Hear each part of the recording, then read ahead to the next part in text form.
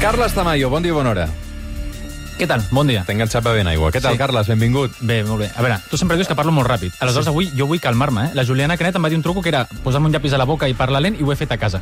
Tu, quan estiguis a casa teva, t'has de posar un llapis o un boli aquí a dintre de la boca, diguéssim, i parlar amb el boli dintre de la boca, perquè aleshores ho forces molt i a poc agafes el vici. Però això és incompatible amb la dignitat. Aleshores vull tenir una mica de cara. No, però sense que et vegi ningú, això. Vale. Estic parlant lent ara? És que jo no sé identificar això. No, estàs parlant rapidíssim. És que no ho entenc. Estàs parlant com a la velocitat per dos de... Bon dia, ara sí. No, tu parla com parlis i ja està. El Carles Tamayo és periodista d'investigació, és youtuber, els últims anys ha guanyat molta visibilitat gràcies als seus reportatges, alguns vinculats a desemmascarar sectes i criptosectes, alguns treballs relacionats amb el Palmar de Troia, d'altres en grups de manipulació psicològics més adreçats als joves, i fins i tot, recordo que fa uns mesos el Carles Tamayo també va localitzar el Lluís Gros, que és un pederasta en cerca i captura i condemnat a més de 20 anys de presó, una feina que va permetre als Mossos d'Esquadra la seva detenció. Déu-n'hi-do. Això és només algunes de les feines que has fet. Ara quants anys tens tu, Carles? Jo 27. 27. Per què ets youtuber? Perquè no trobava lloc als mitjans tradicionals, la veritat. O sigui, jo mai havia consumit res relacionat amb el món de YouTube. Jo mirava Buenafuente, El Terrat i tal, era el que mirava més per YouTube, però sí que veia que quan jo volia... O sigui, a mi el que m'agrada és fer els meus projectes i poder decidir sobre quins temes toco, etc. I veia que no podia fer això. Ho feia a ràdios locals sense cobrar, però YouTube m'ha donat l'opció de tocar els temes que jo vulgui, dedicar-li el tema que jo vulgui, el temps que jo vulgui, que això és molt important, i penjar-ho, no sé. Jo estic molt content a YouTube. Vaig entrar amb la idea de que poder accedir, no com ara, no? Que el YouTube m'ha permès estar ara col·laborant aquí a Catalunya Ràdio, però ara prefereixo estar a YouTube. O sigui, ara m'han fet propostes de jo què sé, col·laborar un programa de televisió tot l'any que feia que no pogués estar a YouTube, i ara prefereixo estar a YouTube, la veritat. Aquesta indumentària que veiem també és per YouTube? És a dir, jo sempre que et veig vas amb una gorra que sempre és la mateixa, que és una gorra vermella posada del revés, i després amb una samarreta blanca del Barcelona 92 i amb texans. És a dir, sempre et veig vestit igual. Aleshores em pregunto quantes samarretes de Barcelona 92 tens, si sempre és la mateixa, o sempre que tens un acte en què saps que et filmen, o tens una... O sigui, no, o sigui, tinc com 9 samarretes d'aquestes, O sigui, 2 són del moment i 7 em vaig comprar 7 extras. Però no porto sempre... Te les has comprat ara per Wallapop, no? Sí, bueno, no sé, vaig veure que em venien, però no Wallapop, vaig fer unes còpies i xuta. Però perquè això és que... Sí, perquè això és que ara haig d'anar a gravar. Ara quan acabi haig d'anar a gravar una cosa, aleshores sí que així no salta el rècord. Perquè això representa que el reportatge que anirà va abans d'una altra... Jo em vesteixo sempre igual i això no hi ha problemes de rècord, d'hòstia, que portava una altra samarreta, hòstia, que m'he tallat el cabell, no tinc aquest problema perquè vaig amb la gorra, saps? Aleshores, o sigui, però t'has d'afaitar cada dia perquè si no sí que salta el rècord a vegades. Aquí se'm salta. Aquí a vegades la cago i hi ha un plano que vaig molt afaitat i després un altre que porto barba de 3 dies, però bueno. Aquests vídeos que t'han donat a conèixer, aquest reportatge, què tens en compte a l'hora de preparar-los? Bueno, el primer punt és que sigui un tema que m'interessi a mi genuïnament. O sigui, no busco un tema que pugui ser, jo què sé, cridaner per la gent i tal, sinó és un tema que a mi m'interessi, i entenc que si m'interessa a mi hi haurà més gent que també li interessarà. Perquè com molts temes, el que et comentava, com molts temes a vegades estic, jo què sé, és que el més curt potser han estat 6 mesos.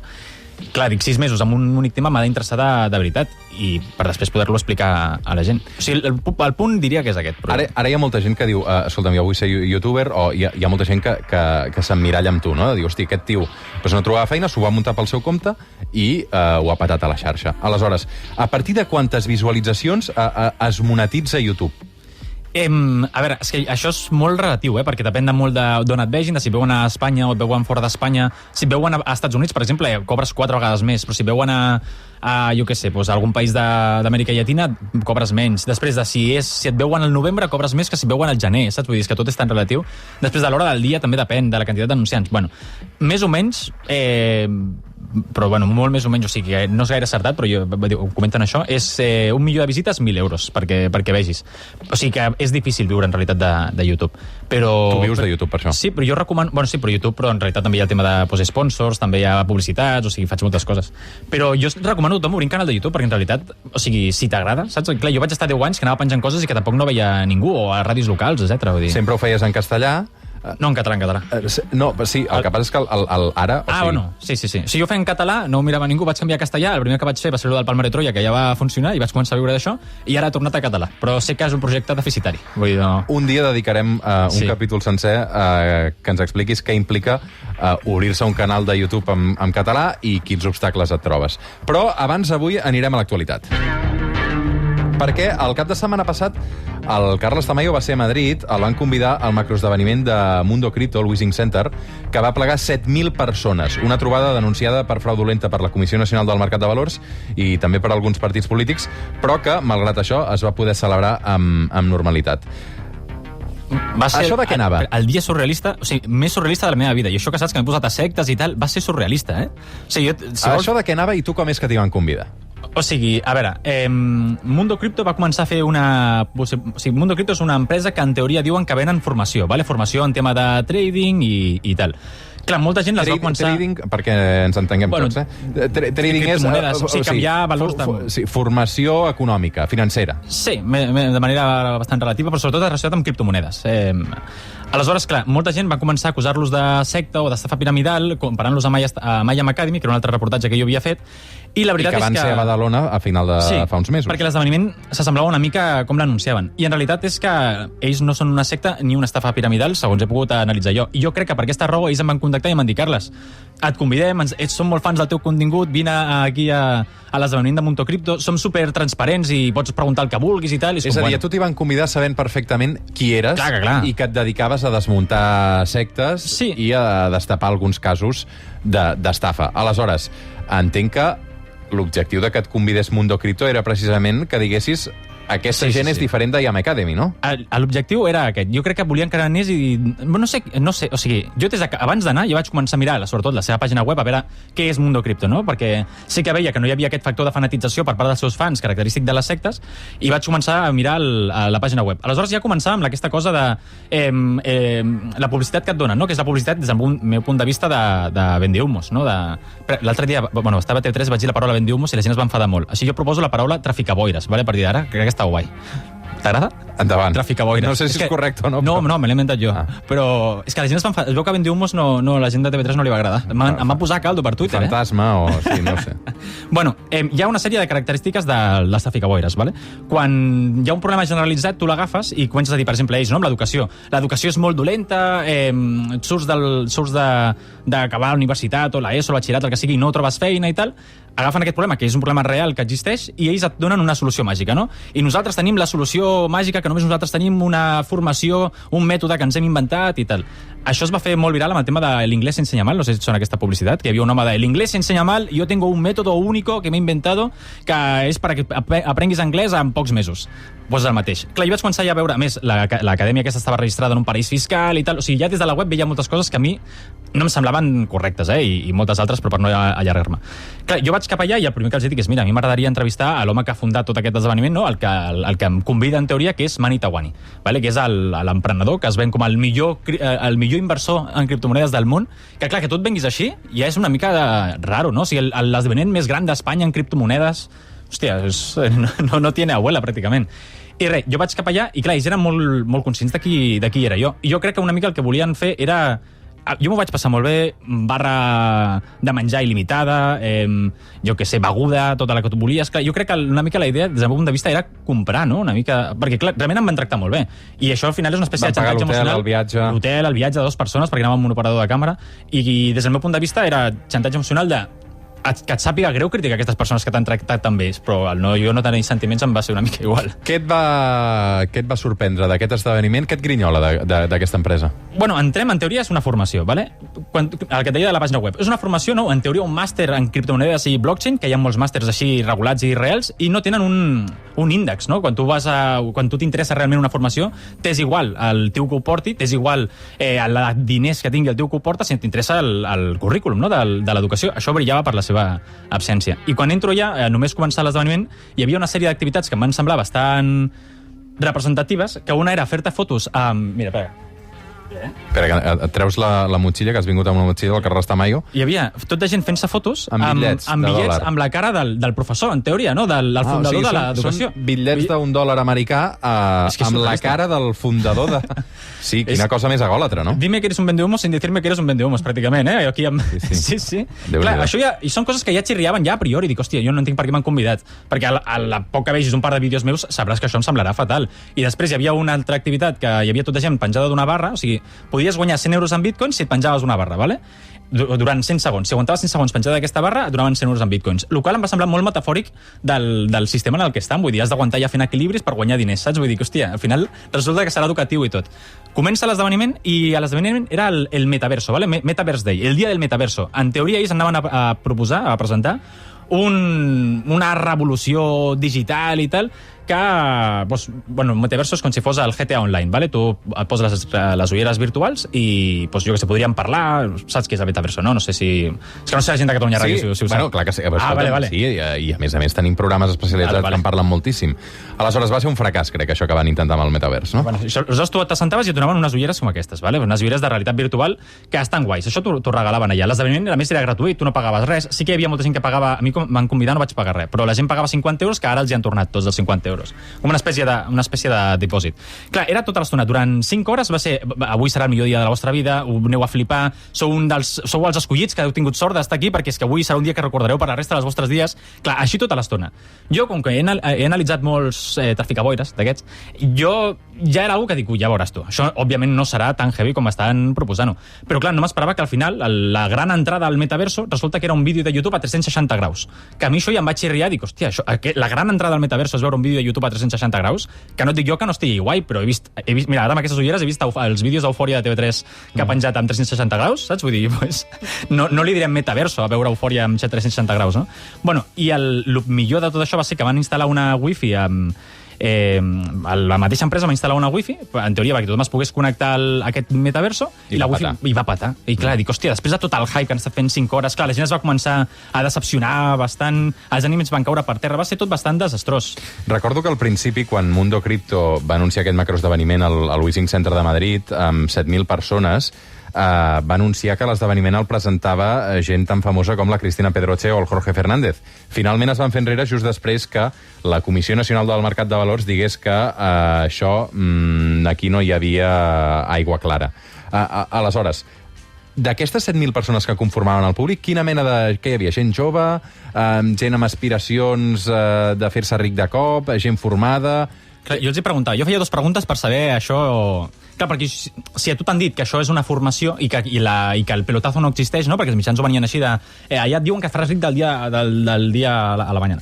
Clar, jo preguntava a la gent, tu per què estàs aquí? I tothom, no, jo he vingut aquí a educar-me, a formar-me, vull aprendre i tal. I després els preguntava, com et veus d'aquí 5 anys? Bueno, jo em veig vivint sense treballar, segurament ja estaré forrat i tal. I dic, hòstia, clar, tu has vingut aquí per fer-te ric, vull dir, no menteixis. Perquè això és el que et venen, mira, fer-te fotos tirant bitllets amb la cara del fundador.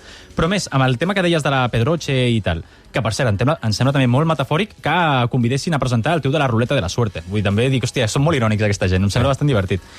Jo crec que el target aquest esdeveniment estava dirigit a un target major de 40 anys, que és un públic que normalment no consumeix, o sigui, els criptobros és gent de 20, 25, la gent major de 40 anys, per regla general, no estan molt posats en aquest món. I, òbviament, els hi fa falta sang fresca, no?, en aquest lloc. I el fet de contractar la Pedroche, gent de Aquí no hay quien viva, crec que era, no?, o la que se vecina, és que em confong a vegades.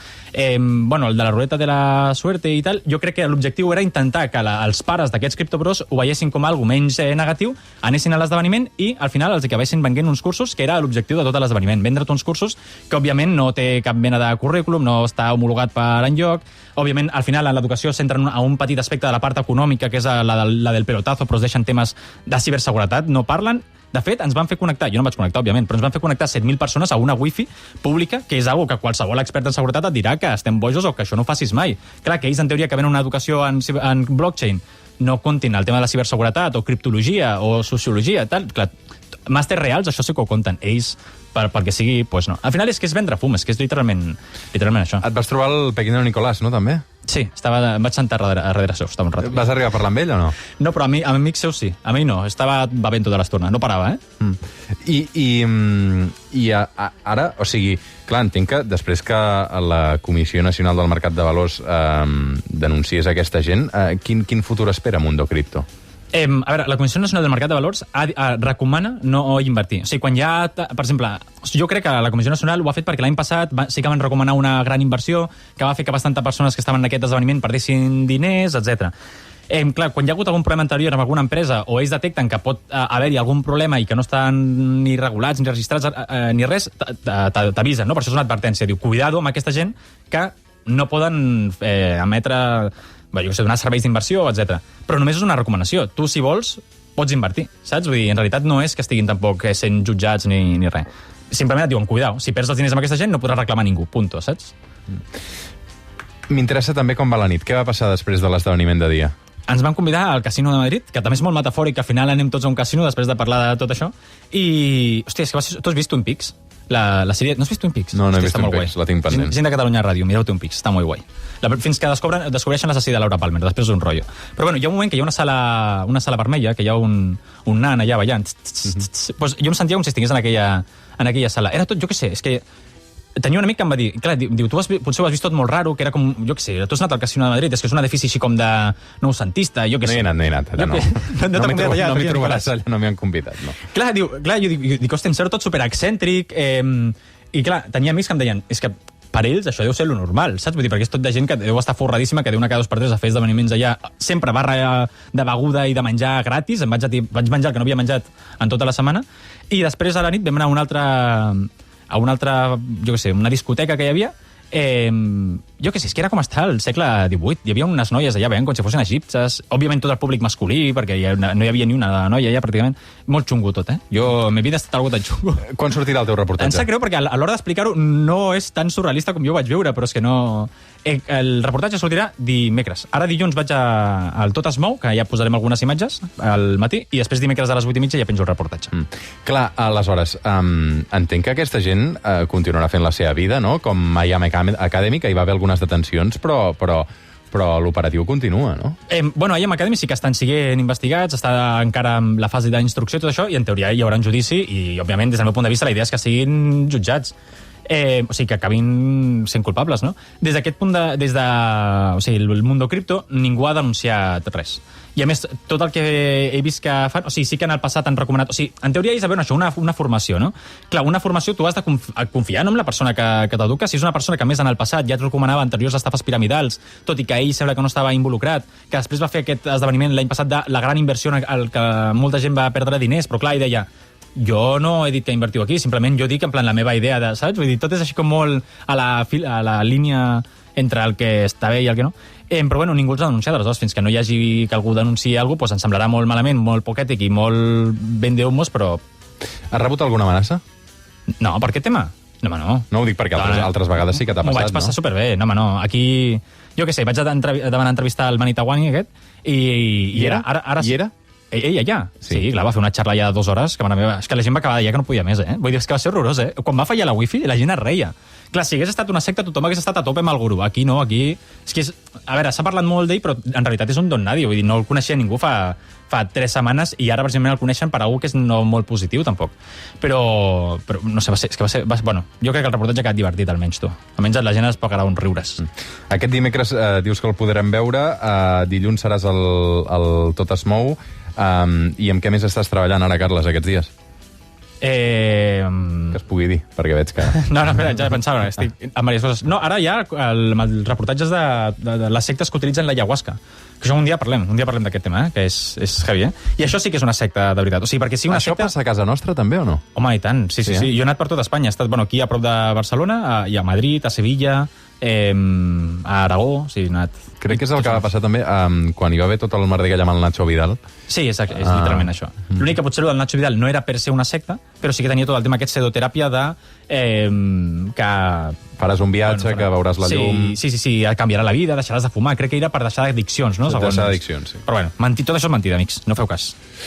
Carles Tamayo, això és un tastet del que passarà aquestes properes setmanes i aquesta temporada. Al suplement anirem descobrint també les investigacions del Carles, ens les portarà aquí al programa a través de la seva mirada i a través també del seu canal de YouTube. Carles, una abraçada, cuida't moltíssim. Igualment.